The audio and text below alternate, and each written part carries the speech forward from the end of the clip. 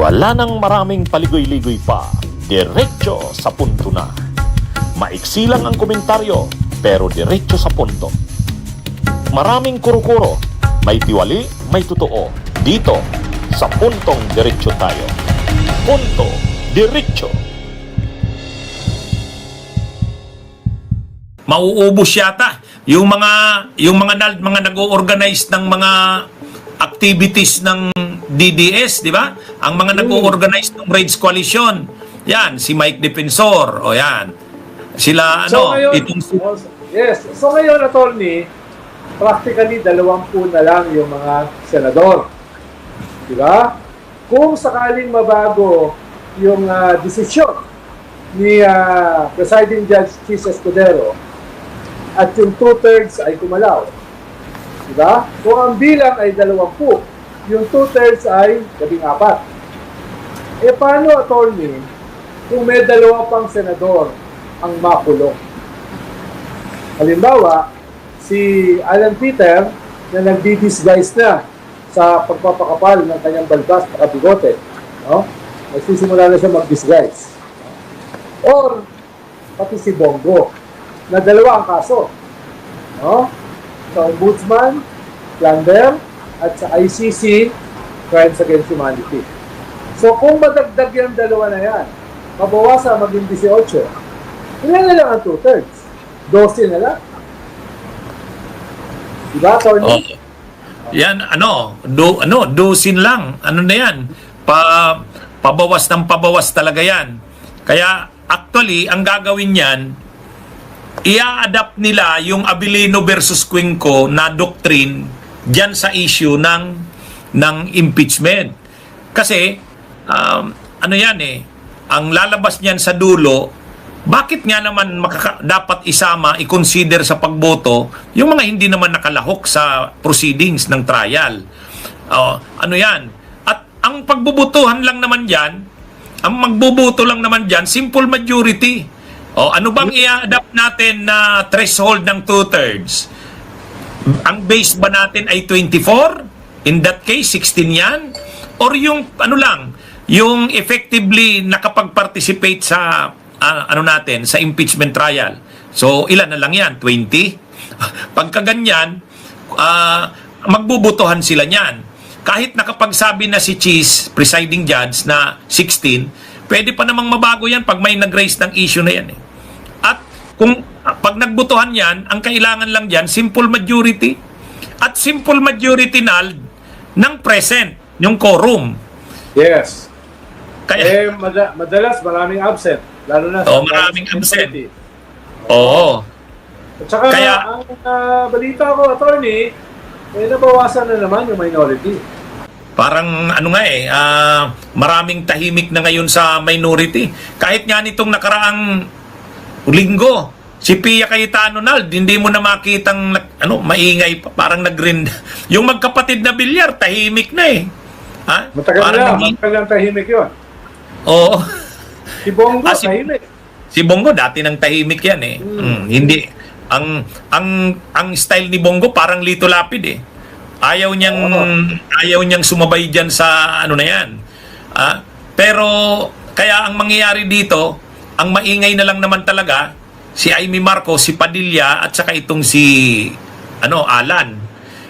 Itong tatlo. Itong tatlo na lang. Si Amy, si Padilla, saka si... Ang matitira na lang halos dyan, itong si Amy at saka si Padilla. Robin. Si Amy at saka si Robin. Oo. Ay si Alan, kung makukulong pa. Di ba? Ay, Nalde, 42 daw na projects ang naimbestigahan nila Senador Ping Lacson. 42 projects. At mahigit 20 daw yung ghost. Oo. At diba, kung hindi yung hindi na-deliver or kinapos. Dahil, at saka, may mga sloping projects kahit walang slope. Tapos may reclamation projects pa na nabenta na raw. Nabenta na reclamation projects. Pa naglabas ng desisyon yung Philippine Reclamation Authority na binabawi yung reclamation rights merong malulugi dyan ng bilyones. Ang lumalabas kasi Donald, hindi sila kumuha ng permit sa reclamation. Kaya hindi sila kumuha ng permit sa PRA, Philippine Reclamation Authority. Hindi rin Yes. sila kumuha ng permit sa Laguna Lake Development Authority. Bakit sila hindi kumuha? Kasi ang project nila is slow protection. O dahil is slow protection, hindi naman reclamation. Kaya lang, pag tiningnan mo yung project, is slow protection ang pangalan, pero yung actual na kinalabasan, Reclamation ang ginawa. reclamation. Kaya, At binenta yung na-reclaim na lupa. oo, napakalawak nung area. Hindi na siya simpleng slow protection, reclamation. At ito yung malala dyan, Al.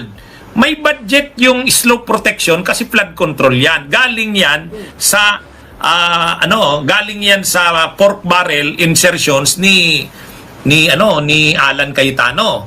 Yes. Ngayon, Bilyones yun, bilyones. bawat slow protection project 100 million eh. Ngayon ang nangyari dito, matindi rin sana yung yung modus eh. Gumawa ka, ang project mo is slow protection. Dahil slow protection, gagastusan ng gobyerno 'yan.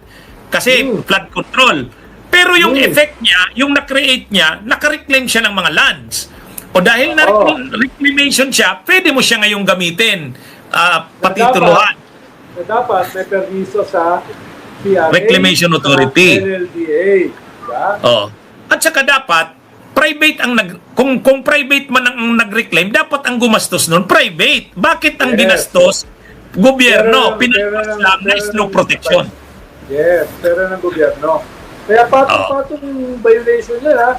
Kung sino man ang may kasalanan dyan. Dahil na-identify na rin daw nila Ping Lacson kung sino yung mga bagmen, yung kumukolekta ng kickback.